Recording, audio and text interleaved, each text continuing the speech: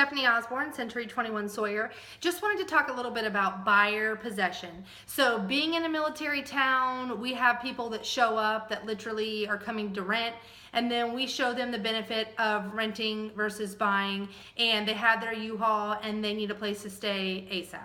So buyer possession is a good way for a seller to go ahead and get someone in the house and collecting rent. The utilities get out of their name, and then the buyer just rents from the seller for a certain amount of time prior to closing. It's also a good tool for the buyer, even if they were never looking to rent, but they just don't want to be in a hotel, they have dogs, they have kids, they have stuff. They can find a house that is vacant or that the seller is getting ready to leave, and they can go ahead and move in and start making it theirs in a sense, that they can move their stuff in.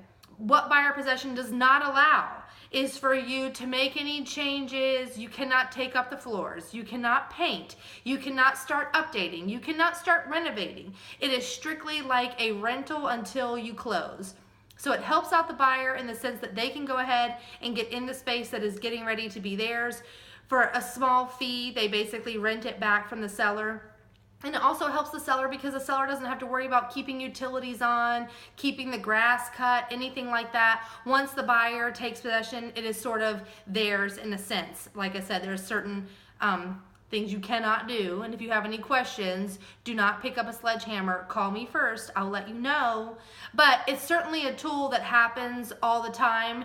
Don't be afraid of it. If you're uncomfortable, certainly don't do it. But it's not like something that you have to say, oh my God, this never happens. It happens often. And so if you have any questions about buyer possession, the pros, the cons, anything, don't hesitate to give me a buzz. 910-376-0711.